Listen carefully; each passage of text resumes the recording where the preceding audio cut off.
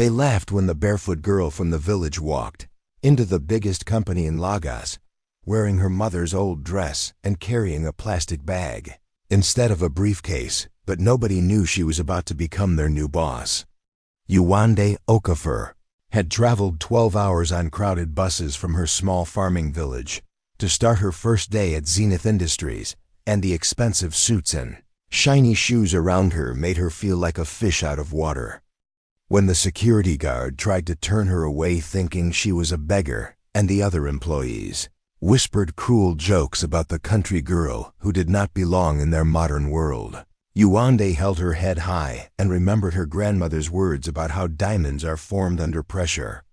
What happened next would shock everyone in that building and prove that sometimes the most powerful person in the room is the one nobody expects to have any power at all.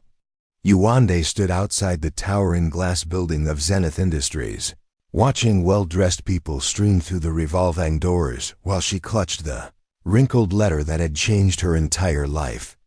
The letter was her job offer for a position as a junior analyst, but what nobody at the company knew was that Yewande was also the secret new owner of Zenith Industries after her late grandfather's will had revealed that he had been buying company shares for 30 years under a false name. Her grandfather, Chief Yewande Okafor, had been one of the richest men in Nigeria, but he had lived like a simple farmer to teach his family the value of hard work and humility, and now 22-year-old Yewande had inherited his vast fortune along with controlling interest in 12 major companies. The lawyers had advised her to reveal her identity immediately, but Yewande wanted to see how the company really operated when the boss was not watching, and she was about to get an education that no business school could provide. The security guard at the front desk looked up from his newspaper as Yewande approached, and his face twisted into a frown of disgust when he saw her simple clothes and the plastic shopping bag she carried instead of a leather briefcase. "Hey, you village girl, this is not a market where you can come begging for money," the guard said loudly, causing several employees in the lobby to turn and stare at Yewande with amusement. "Please, sir, I have a job here," Yewande replied politely, in her soft village accent while reaching into her plastic bag to find the employment letter that proved she belonged in this building. The guard snatched the paper from her hands and examined it with suspicion before laughing so hard that tears formed in his eyes. "This must be some kind of joke because Zenith Industries does not hire people like you," he announced while several employees gathered around to see what was so funny about the poor girl who thought she could work alongside educated city people. "Let me see that letter," said a woman in an expensive red suit who introduced herself as Mrs. Adebayo, the human resources manager, and she took the document from the security guard with the same skeptical expression that everyone seemed to wear when they looked at Yewande. Mrs. Adebayo studied the letter carefully, and her face showed surprise when she realized it was genuine, but instead of welcoming Yewande, she seemed annoyed that someone had made a mistake by hiring such an inappropriate person. "I do not know how this happened, but there has obviously been an error because we have standards at this company," Mrs. Adebayo said while looking Yewande up and down like she was examining a piece of damaged goods. "However, since the paperwork appears to be in order, I suppose we have to honor the contract, but you will be assigned to the basement filing department, where clients will not see you." Yewande followed Mrs. Adebayo through the marble lobby past expensive artwork and leather furniture that cost more than most people in her village earned in a year, and she noticed how other employees stopped their conversations to stare at her with expressions ranging from curiosity to outright disgust. The elevator ride to the basement was silent except for Mrs. Adebayo's heavy sighing and the woman's obvious embarrassment about having to escort someone so beneath the company's usual image. "Your supervisor will be Mr. Johnson, and I suggest you keep your head down and do your work quietly without drawing attention to yourself," Mrs. Adebayo said as they walked down a narrow hallway that smelled of old paper and cleaning supplies. "We cannot have clients seeing someone like you because it would damage our reputation as a professional organization."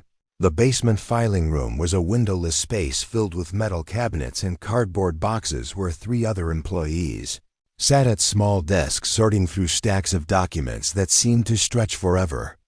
Mr. Johnson was a thin man with glasses who looked up from his computer with annoyance when Mrs. Adebayo introduced Yewande as his newest worker, and he made no effort to hide his displeasure about the situation. "Great, another charity case that management has dumped on me," Mr. Johnson muttered loud enough for everyone to hear while pointing to a desk in the corner that was covered with dust and obviously had not been used in months. "Your job is to organize these old contracts in alphabetical order and try not to touch anything important with your dirty hands." The other employees in the filing room were Sarah, a middle-aged woman who had worked for the company for 15 years without ever receiving a promotion; Peter, a young man who spent most of his time playing games on his phone; and Grace, a quiet older woman who seemed to be the only person willing to show Yewande basic kindness. "Do not let them get to you, dear," Grace whispered while showing Yewande where to find supplies and explaining the filing system that would be her daily routine. "I have seen many people come and go in this basement, and the ones who survive are those who remember why they are here and do not let other people's opinions define their worth." Yewande spent her first week learning the filing system while enduring constant comments from Mr. Johnson about her appearance, her accent, and her obvious lack of education and sophistication. "Look at this village girl trying to use a computer like she knows what she is doing," Mr. Johnson would announce whenever Yewande struggled with the old software that controlled the filing database. Sarah and Peter joined in the mockery because making fun of the country girl made them feel better about their own stuck positions in the company basement.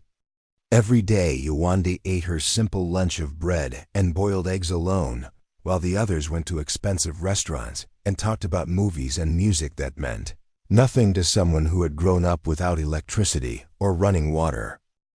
But Yewande was not just filing old contracts, she was learning everything about how Zenith Industries operated from the ground up, and what she discovered made her heart heavy with disappointment.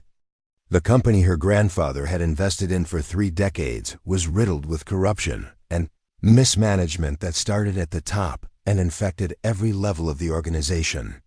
Executives were stealing money through fake contracts, employees were selling company secrets to competitors, and the products being manufactured were often defective because nobody cared about quality when profits were more important than people.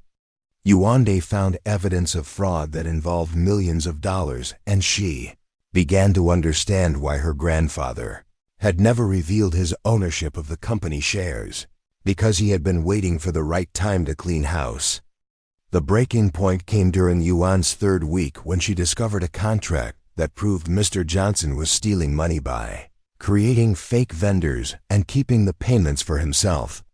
When Yewande tried to report the theft to Mrs. Adebayo, she was laughed out of the Human Resources office and told to mind her own business or find herself unemployed. "Nobody is going to believe a word that comes out of your mouth against a respected employee like Mr. Johnson," Mrs. Adebayo said while threatening to fire Yewande for making false accusations against her supervisor. That night, Yewande sat in her tiny rented room and called the lawyers who had been handling her grandfather's estate and told them she was ready to reveal her true identity because the company needed to be saved from the people who were destroying it from within. The next morning, Yewande arrived at work wearing the same simple dress she had worn every day for 3 weeks, but this time she carried a leather briefcase instead of a plastic bag, and her quiet confidence made several people look at her twice. She walked straight past the security guard who tried to stop her and rode the elevator to the top floor where the executive offices were located, behind heavy wooden doors and expensive carpeting. The receptionist tried to block her path, demanding to know how a basement employee had gotten past security, but Yewande simply smiled and asked to speak with the current CEO, Mr. Davidson, about urgent company business that required immediate attention. "Security, remove this crazy girl before I call the police," Mr. Davidson shouted, when his secretary finally allowed Yewande into his office after she had insisted that she had legal documents that he needed to see.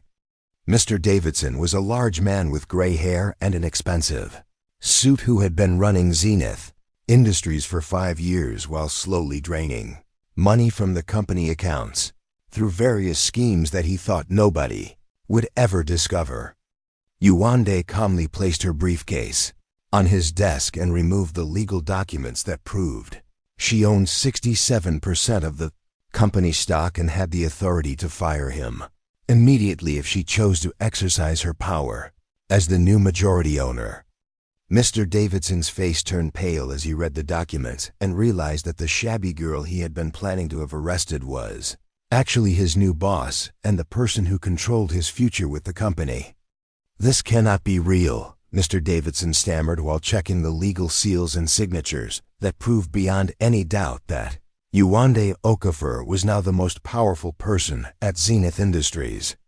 "My grandfather, Chief Emeka Okafor, bought these shares over 30 years using a different name, and now I have inherited his stake in this company," Yewande explained calmly while watching Mr. Davidson's world crumble around him. "I have spent 3 weeks learning about the corruption and theft that you have allowed to flourish under your leadership, and now it is time for changes that will save this company from complete destruction." Within an hour, the news had spread throughout the entire building that the village girl in the basement was actually the new owner and CEO of Zenith Industries, and the same people who had mocked her appearance and accent were now trying to figure out how to save their own jobs. Mrs. Adebayo rushed to Yuan's new corner office with tears in her eyes, begging for forgiveness and promising that she had always believed in Yuan's potential despite the way she had treated her during those first weeks. Mr. Johnson was escorted from the building by security after Yewande presented evidence of his theft to the police and the other employees who had joined in. Humiliating, her suddenly discovered that being kind to people was much more important than judging them by their clothes or background.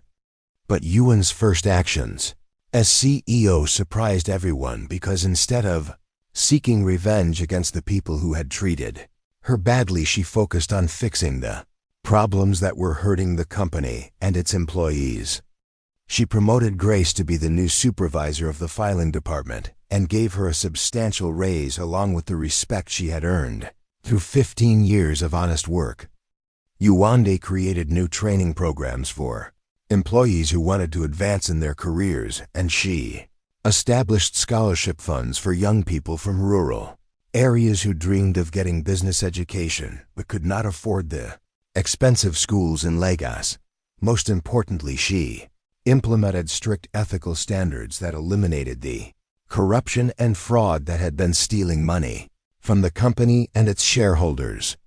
Sarah and Peter, who had been among the cruelest in their treatment of Yewande, were given second chances to prove that they could be better people and employees if they were willing to change their attitudes and work habits.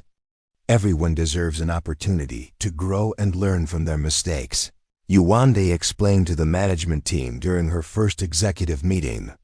"My grandfather taught me that holding grudges only hurts the person carrying the anger, and that forgiveness is the foundation of real leadership." Sarah broke down crying when Yewande offered her a promotion to customer service manager and promised to send her to training classes that would help her develop the skills she needed to succeed in her new role. The transformation of Zenith Industries under Yuan's leadership became a business school case study as the company went from losing money to becoming one of the most profitable and respected organizations in Nigeria within just 2 years. Yuan's philosophy of treating every employee with dignity and respect, regardless of their background, created a work environment where people felt valued and motivated to do their best work every day. She instituted profit-sharing programs that gave all employees a stake in the company's success, and she opened satellite offices in rural areas to provide jobs for young people who did not want to leave their families and communities to find work in the big cities. The media attention that followed Yuan's remarkable Story brought visitors from around the world who wanted to learn about her unique approach to business leadership and social responsibility. Success is not measured by how much money you make, but by how many lives you improve along the way. Yewande told a reporter from an international business magazine who was writing about African entrepreneurs changing the corporate world. My grandmother always said that when you lift others up, you lift yourself up too, and that has been the guiding principle of everything I have done since becoming CEO of this company. Mrs. Adebayo, who had been so dismissive of Yewande during those first difficult days, eventually became one of her most loyal supporters and advocates for the company's new inclusive hiring practices. Yewande taught me that you cannot judge a person's potential by looking at their clothes or listening to their accent. Mrs. Adebayo said during a company meeting celebrating Zenith Industries' record profits. She showed all of us that real strength comes from character, not from appearance, and that the most valuable employees are often the ones who have overcome the greatest challenges to get where they are. 5 years after that humiliating first day when she was treated like a beggar in her own company, Yewande stood before an audience of business leaders from across Africa sharing the Gwanta lessons she had learned about leadership, compassion, and the power of giving people second chances.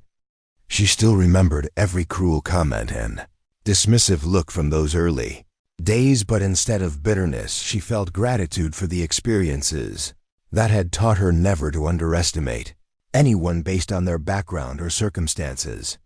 My grandfather hid his wealth and lived like a simple farmer because he wanted his family to understand that money without character is worthless. Yewande told the audience while wearing a beautiful traditional dress that honored her village heritage. He taught me that the most successful people are those who use their power to create opportunities for others and who remember that everyone deserves to be treated with dignity and respect. The security guard who had tried to turn her away on that first day still worked at Zenith Industries, but now he greeted every visitor with kindness and respect because Yewande had taught him that you never know who might walk through your door.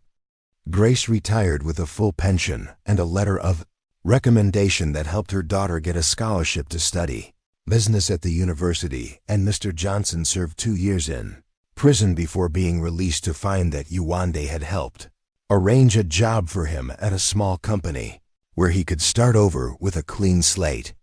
Forgiveness is not about forgetting what people did wrong, Yewande explained to her management team during one of their weekly meetings. It is about giving them a chance to prove that they can do better when they know that someone believes in their potential to change. Today, Zenith Industries employs over 10,000 people across Nigeria and has expanded into education, healthcare, and agriculture while maintaining the values of integrity and social responsibility that Yewande established during her first year as CEO. The company provides free business training for young entrepreneurs from rural areas and partners with universities to offer scholarships for students who might not otherwise have access to higher education.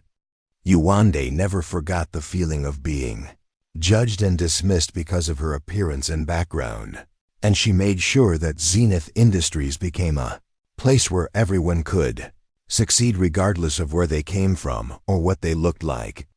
The little plastic bag that Yewande carried on her first day at work now sits in a glass case in her office as a reminder of how far she has traveled and how important it is to stay connected to her roots and values. She still visits her village every month to check on her mother and the farming cooperative she established to help local families increase their income through improved agricultural techniques and marketing support. Success is not a destination, but a journey, and the most important part of that journey is making sure you bring other people along with you. Yewande often tells young people who visit her office hoping to learn the secret of a remarkable rise from village girl to co-CEO. The answer she gives them is always the same. Treat people with kindness, work harder than anyone expects, and never forget that your greatest strength comes not from what you have, but from who you choose to be.